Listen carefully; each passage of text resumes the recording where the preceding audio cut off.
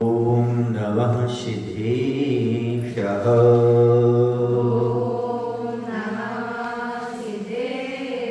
ओम नमः सिद्धेभ्यः।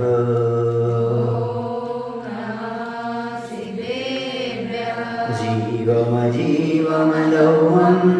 जिनवर्वसहेन जेन नित्यं देवेन्द्रवृन्दवन्दं वन्दे तं सर्वदा शिरसा, वन्दे तं सर्वदा शिरसा। बोलिए अहिंसा परमो धर्म की, देवादेव श्री महावीर भगवान की, आचार्य नेमिचंद महाराज की, आचार्य गुरुदेव श्री विद्यासागर जी महाराज की, नवाचार्य श्री समय सागर जी महाराज की।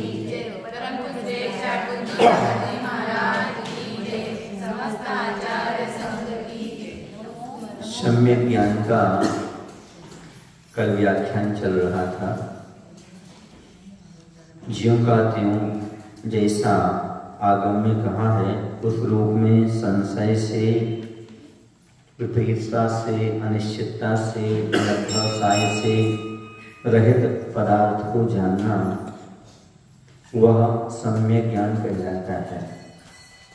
सम्यक ज्ञान वही होता है जो हमारे लिए समीचीन रास्ता दिखाता है। 5 पापों से बचने की जिससे प्रेरणा मिलती है वही सम्यक ज्ञान है। समीचीन ज्ञान कहो, सम्यक ज्ञान कहो, मोक्ष मार्ग का ज्ञान कहो, क्योंकि मोक्ष मार्ग में यही ज्ञान काम में आता है। बाकी ज्ञान सब लौकिक ज्ञान कहलाते हैं, जो हमें 100 पर का भेद करा दे, पर पदार्थों से आत्मा पृथक है इस प्रकार का भान करा दे, यह अपने आप में ज्ञान महत्वपूर्ण होता है। अब इसके बाद आता है दर्शन का लक्षण। दर्शन उपयोग क्या चीज है? तो गाथा नंबर 43 है। जम सामन्नम गहनम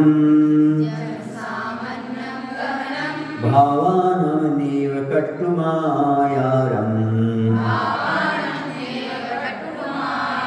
अविशेष दून अट्टे दंसन विधि भन्ने समय।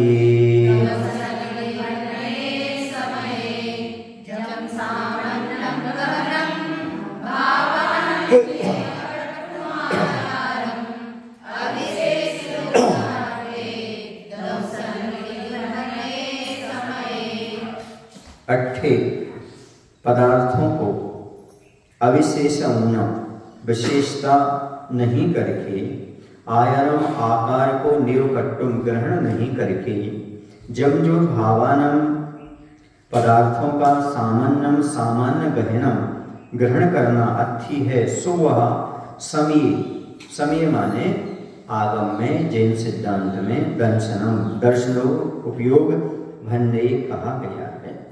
जैन शासन में पदार्थों को विशेषता नहीं करके और आकार को ग्रहण नहीं करते हुए निराकार जो पदार्थों का सामान्य ग्रहण होता है उसे दर्शन उपयोग कहते हैं। सामान्य अवलोकन का नाम दर्शन उपयोग है, जिससे निराकार होता है, कोई आकार नहीं होता। पदार्थों में विशेष भेद किए बिना और आकार का विकल्प किए बिना जो सामान्य ग्रहण होता है उसे जैन दर्शन में दर्शन कहते हैं। अब एक दर्शन उपयोग है और दूसरा ज्ञान उपयोग है।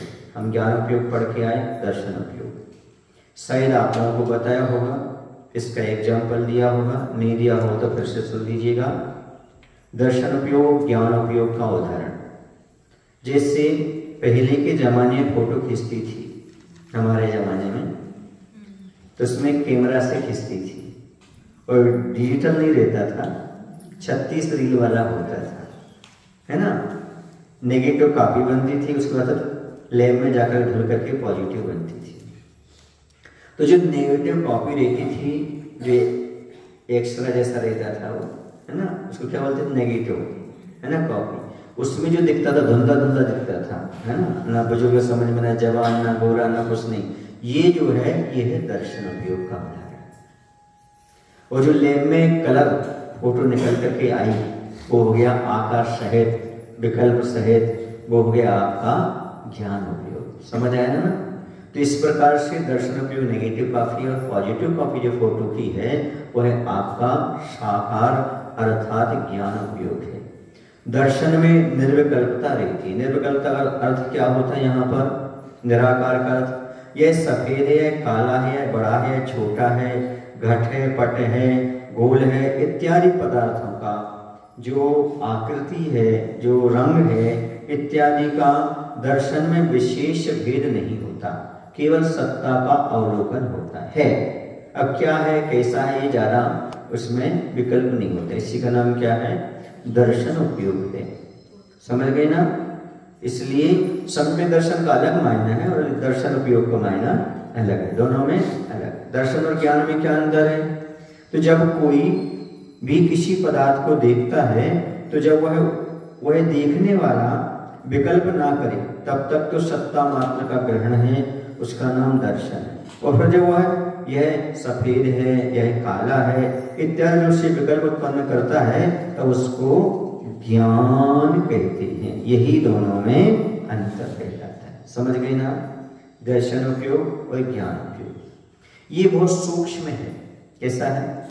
सूक्ष्म है। जो दर्शन उपयोग है वह पहले हो जाता है, सामान्य सत्ता। ज्ञान उपयोग होने के पहले जो सामान्य अवलोकन हो जाता है उसका नाम क्या है? दर्शन उपयोग। समझ आए ना? इतना ही समझना इसके लिए। अब इसके बाद दर्शन उपयोग ज्ञान उपयोग की उत्पत्ति का नियम कैसा है, किसको कैसा होता है, छदमस्तकों को कैसा होता है, केवली वर्ग कैसा होता है, इसकी उत्पत्ति का नियम बताते हैं। दंसन पोवमनानम छदमत्थानम नदोन्योगा जुगवम जम्हा केवली नाहे जुगवम तुते दोवी।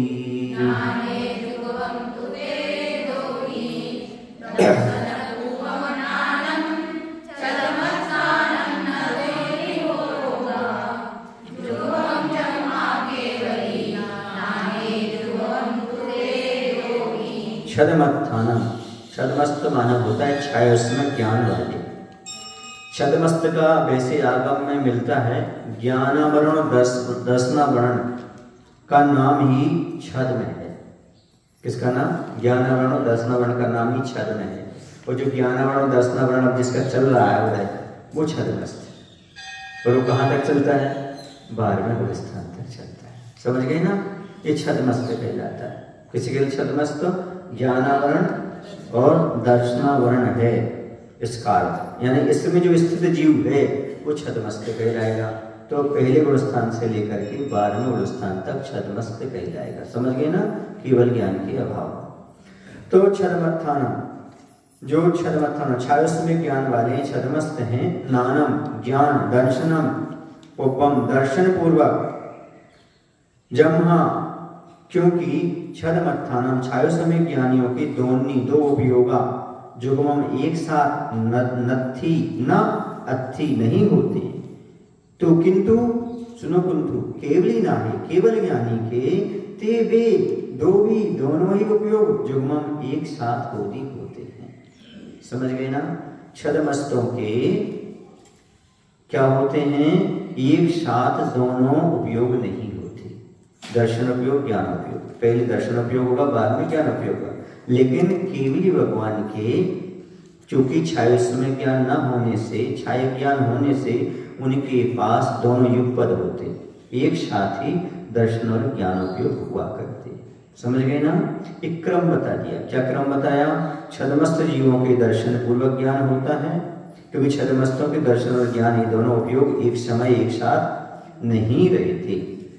तथा केवली भगवान के उनके दर्शन और ज्ञान ये दोनों उपयोग एक साथ एक समय में होते हैं।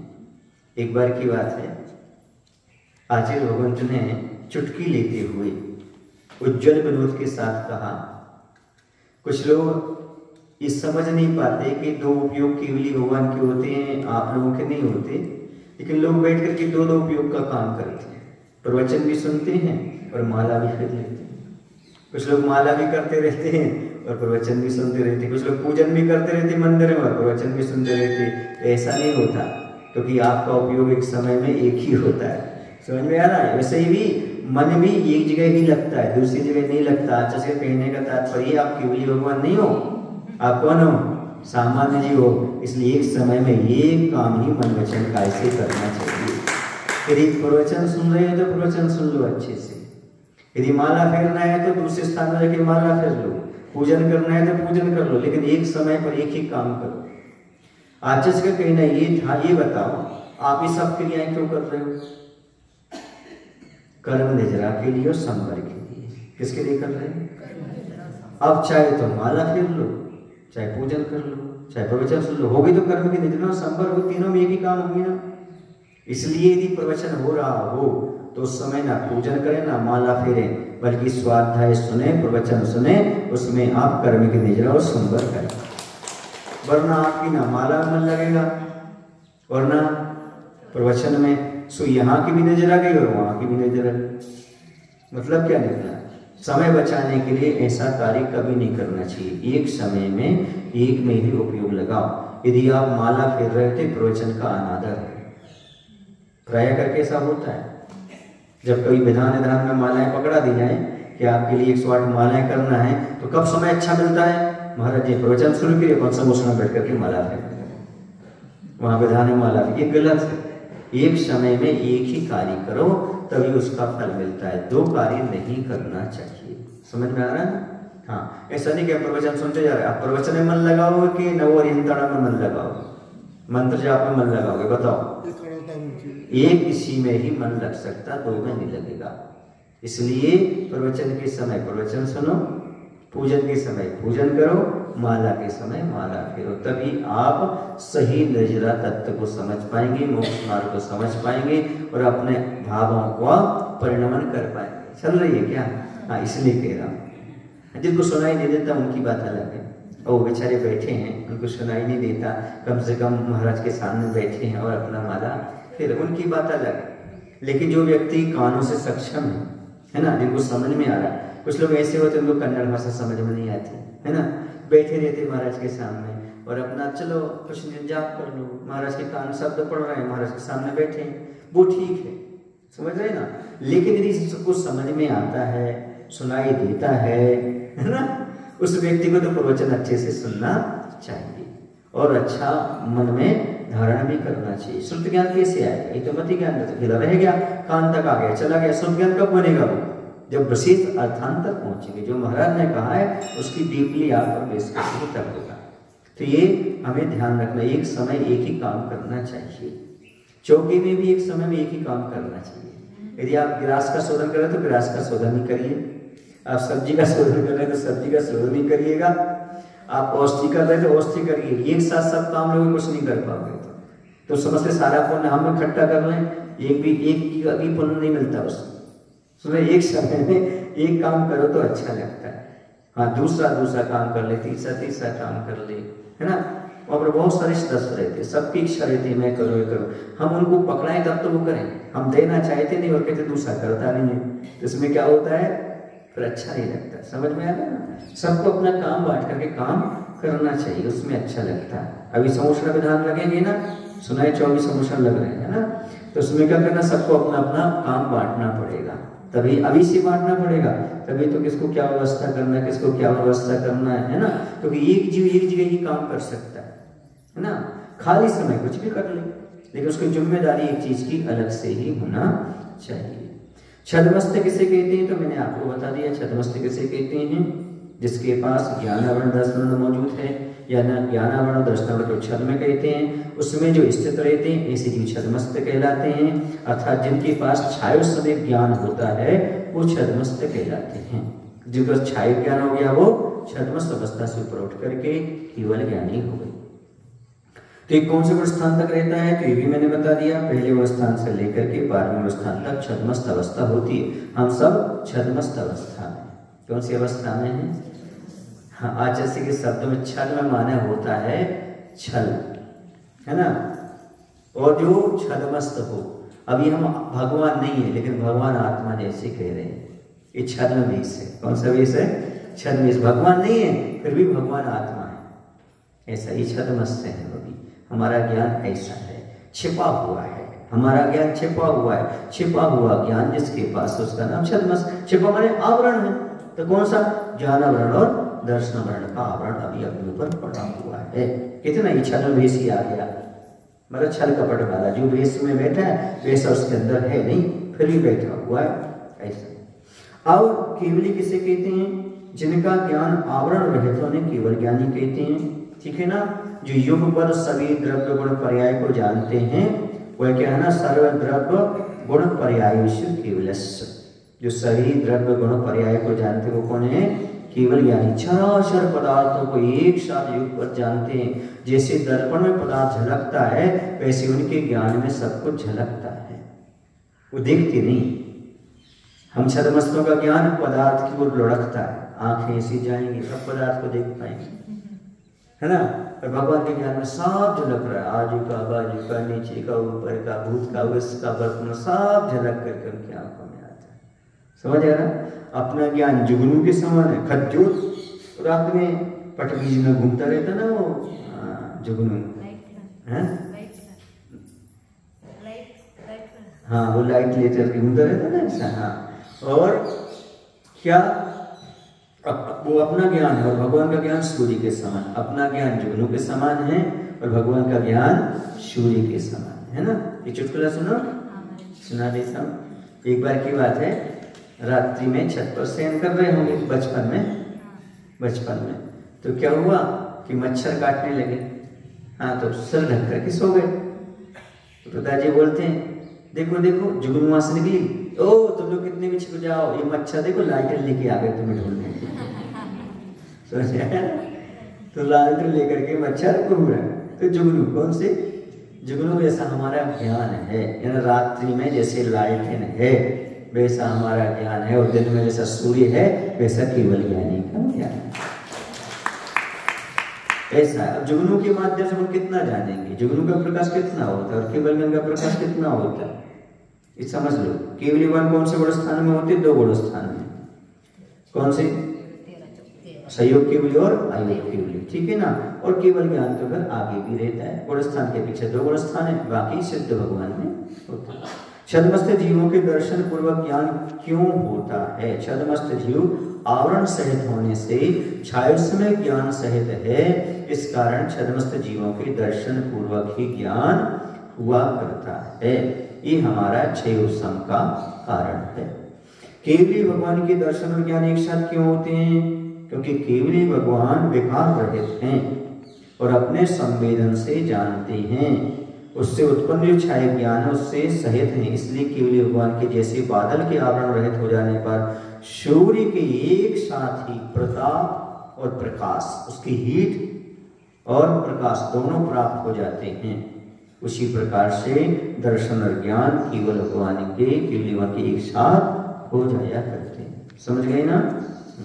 कैसे होते हैं? तो देखो, एक ही आत्मा में दर्शन और ज्ञान कैसे होते हैं? तो जैसे एक ही अग्नि में जलाने की क्षमता है और उसी अग्नि में पचाने की भी क्षमता है। समझ गए ना? यहाँ भोजन पक रहा है और वहां पर प्रकाश मिल रहा है, आग के माध्यम से दोनों काम होते रहते हैं। समझ गए ना?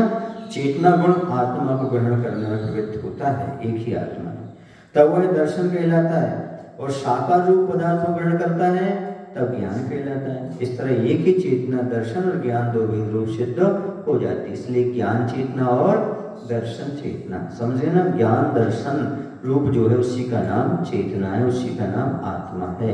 इन 2 गुणों से रहित कोई आत्मा नहीं होती। दर्शन ज्ञान गुणी स्वभावी आत्मा होती है, सबके पास है। कौन सा? दर्शन और ज्ञान, इसके रहित कोई आत्मा नहीं। आत्मा इसी का नाम है। जिसमें ज्ञान दर्शन पाया जाए उसका नाम, या जिसमें चेतना पाई जाए उसका नाम जीव है।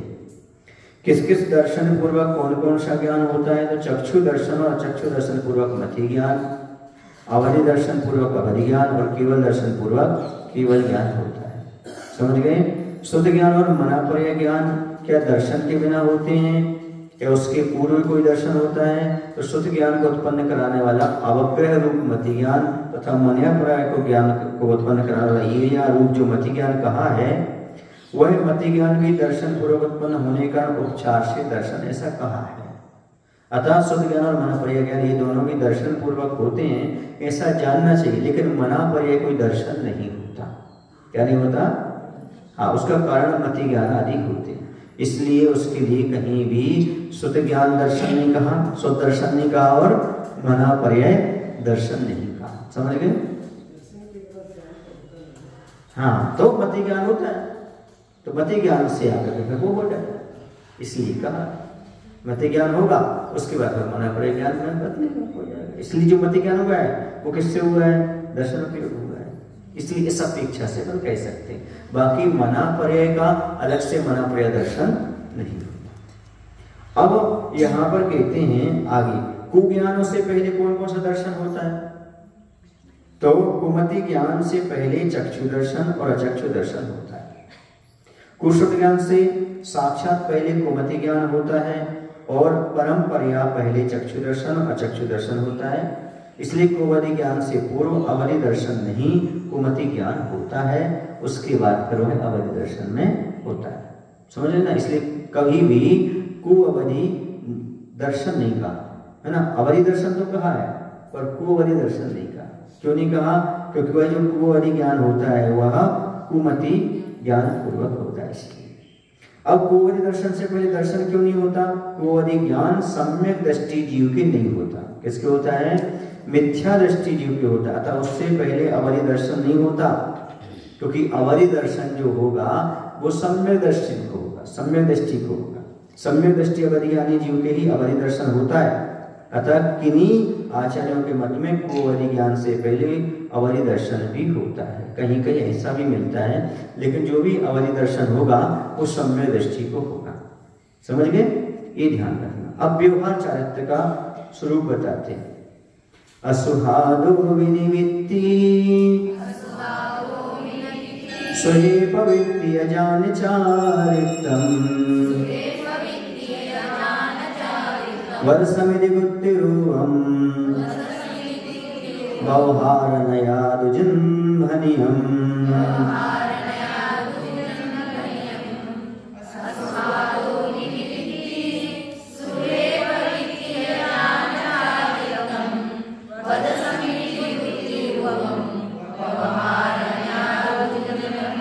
असुहादो अशुभ क्रियाओं से विनिवृत्ति, विनिवृत्ति माने निर्वृत्त होना, दूर हटना, या और सुहे सो क्रियाओं में प्रवृत्ति होना, ग्रहण करना।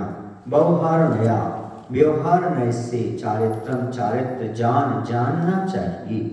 तो और तो किंतु सुनो, किंतु जिन भनियाम जिनेन्द्र भगवान के द्वारा कहा हुआ तम वह चारित्र व्रत समिति गुप्ति रूपम, व्रत समिति गुप्ति रूप अर्थी है। समझ आया?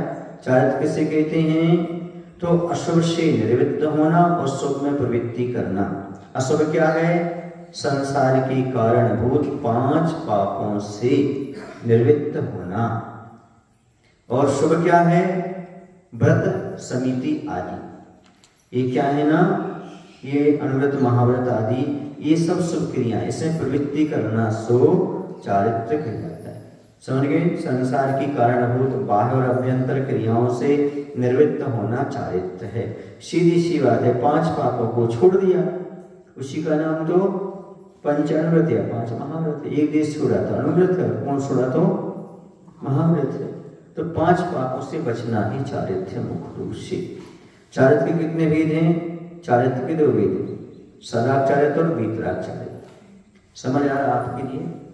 सुनो, कुछ लोग ये कहते हैं चारित्र का अर्थ ही नहीं है व्रत लेना, समिति लेना, बल्कि चारित्र का अर्थ है आत्मा में लीन हो जाना। पर याद रखो, जब तक बाहर से 5 पाप नहीं छूटे तब तक अंदर आत्मा में लीन कैसे होगी? है ना? जो पाप में लीन है वो आप में लीन नहीं, जो अपने आप में लीन है वो पाप में लीन नहीं। पाप का त्याग किए बिना आत्मा में लीन नहीं होते, और आत्मा में लीन होना है तो पापों का त्याग करना पहले। इसलिए 5 पापों का त्याग का अर्थ क्या है? महाव्रत अंगीकार करना। अहिंसा महाव्रत का अर्थ क्या है?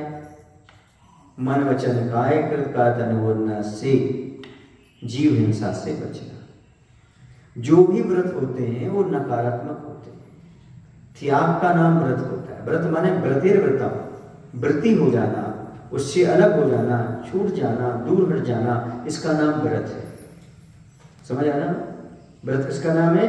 दूर हटना, छोड़ देना, निर्वृत्त हो जाना। किससे?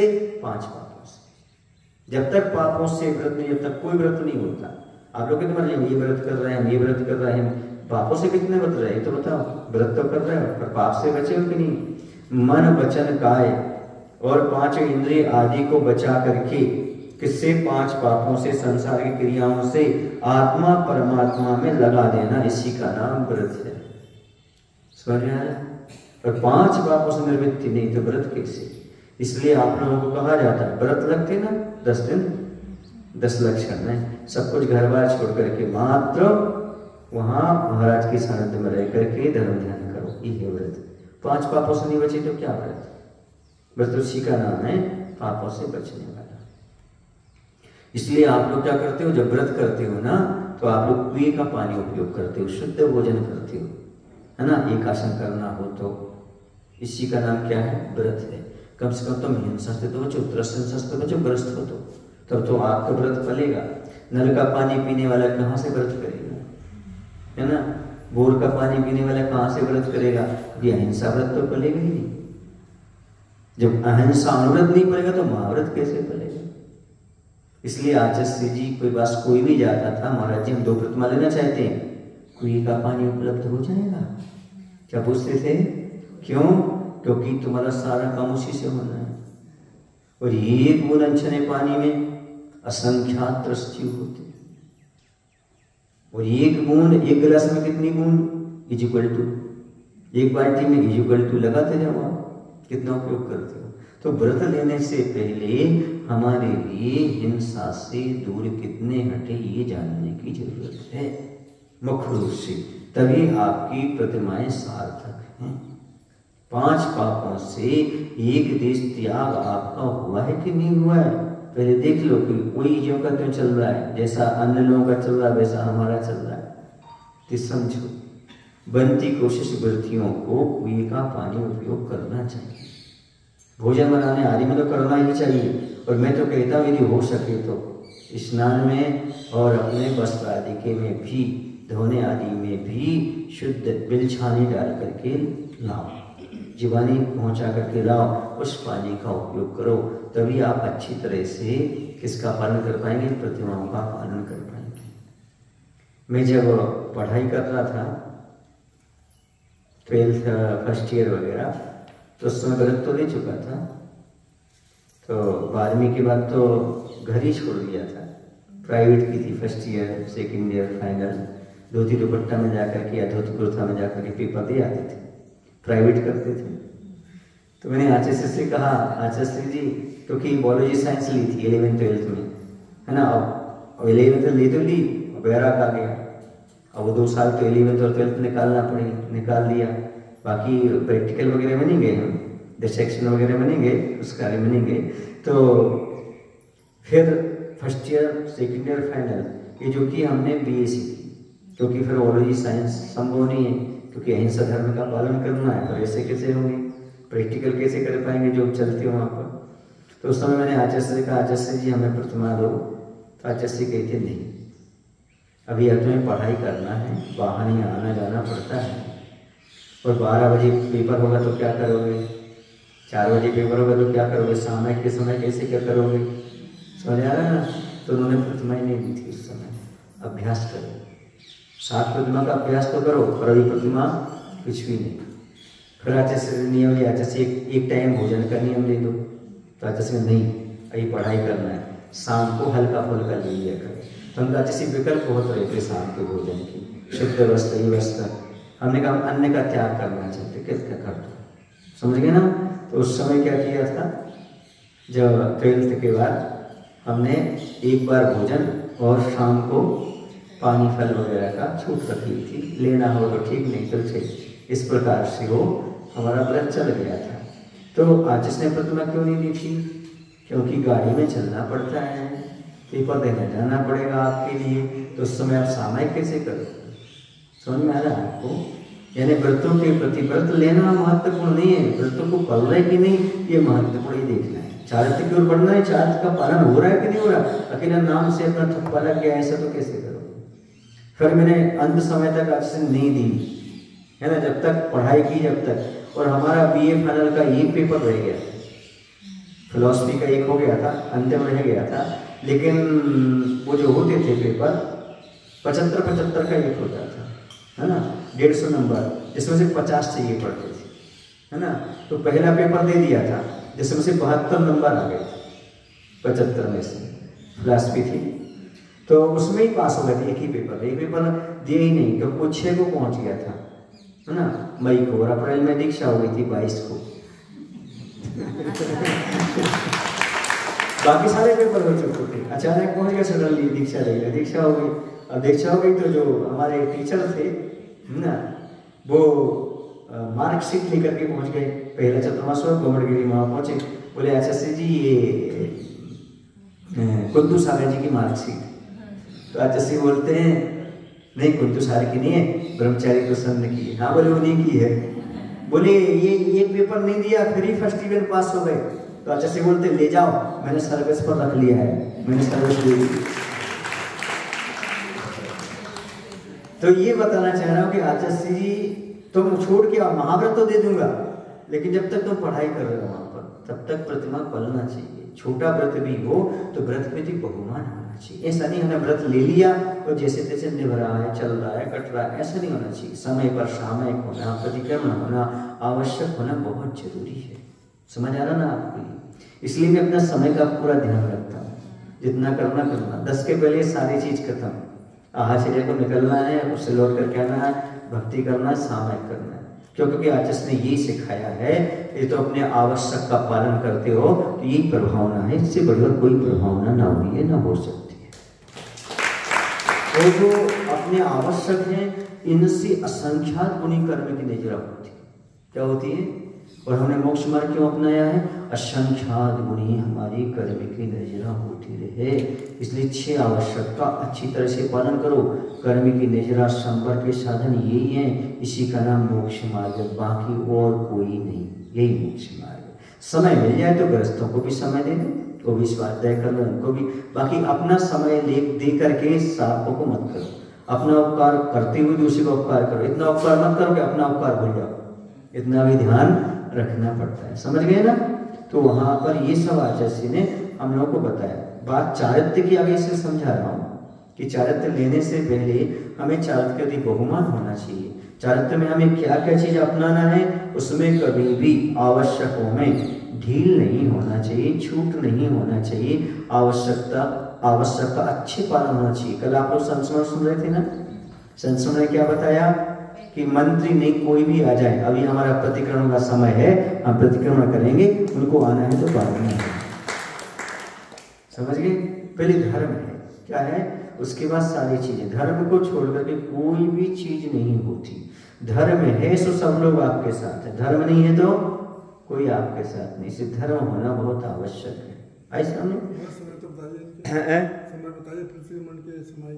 प्रतिक्रमण शाम को होता है, देवशिक प्रतिक्रमण। देवशिक प्रतिक्रमण कहते हैं सामयिक के पहले प्रतिक्रमण कर लेना चाहिए। प्रातः काल भी सामयिक के पहले प्रतिक्रमण कर लेना चाहिए। वही समय आप कितने बजे उठते हो? 3 बजे।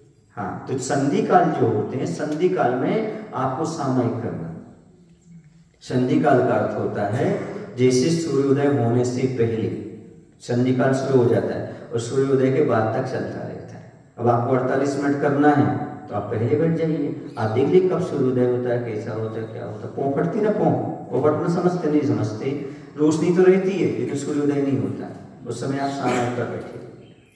समझिए ना, शाम को भी वही सामयिक का समय। ग्रस्त को तो सामयिक समय पर करना चाहिए।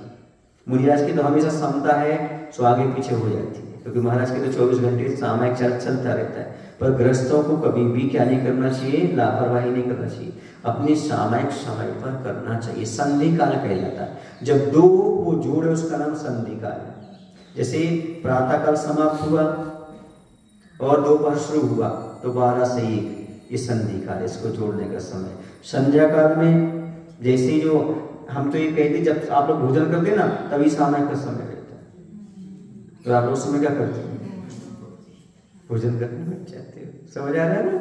ये संध्या काल जो है, जब थोड़ा थोड़ा सा आंखों में टिमटिमा सा लगने लगे, ना उजाला लगे ना प्रकाश लगे, उसे कहते लोलैया।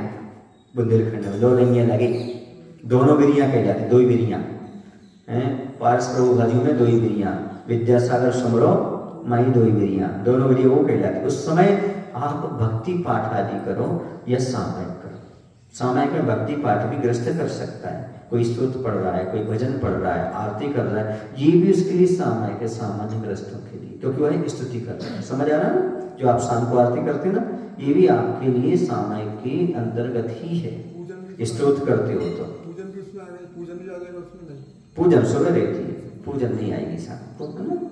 पूर्व मध्य पुराण की बेला पूर्वाचार्यों के अनुसार वो 4 बजे के पहले कर लेना, ठीक है ना? सुबह सुबह सुबह 6 बजे थोड़ी करेंगे आप, पूजन का समय अलग। फिर आप स्नान ध्यान करेंगे, स्नान आदि करके सब चीज निर्वृत्त होकर के फिर आएंगे। जब उजाला हो जाए अच्छे से तब अभिषेक पूजन करना, अंधेरे में अभिषेक पूजन नहीं करना। समझ गए? अंधेरे में तो आत्मा का ध्यान करना, भाव पूजन करना, स्तुति पढ़ना, है ना, 24 तीर्थंकर स्तवन पढ़ना, वो आनंद होता है सुनने से। ठीक है, चलिए। तो सबके अपने अपने समय है, समय पर करना चाहिए। ठीक ये कहा है, सामयिक पर बैठने से पहले आप क्या कर लो, प्रतिक्रमण कर लो। इसका भी लॉजिक बताते हैं। आचार्य जी ने एक बार बताया कि सामयिक के पहले प्रतिक्रमण क्यों करना चाहिए। तो उन्होंने कहा, देखो यदि आपको मन लगाना है, मन को स्थिर करना है, तो मन यदि आकुल व्याकुल होगा तो सामयिक नहीं होगी। समझ गए ना? क्यों नहीं होगी सामयिक? क्योंकि माइंड में और चीजें चलती रही जो आपने दिन में किया है, और दिन में यदि आपसे कोई दोष हुआ है, प्रमाद हुआ है, उसकी आप आलोचना करके प्रतिक्रमण करके धो लेंगे तो आपका माइंड फ्रेश हो जाएगा। और फ्रेश माइंड के साथ जब आप ध्यान करेंगे, आपका ध्यान अच्छे से लगेगा, मन आपका अच्छे से लग जाएगा। इसलिए आपको मन को फ्रेश करने के लिए, क्योंकि मन को लगाना है, तो मन को लगाने के लिए मन को फ्रेश करो, विकल्पों से दूर हटा दो। तो विकल्प से दूर कब हटेगा? जब प्रतिक्रमण करेगा। समझ में आया ना?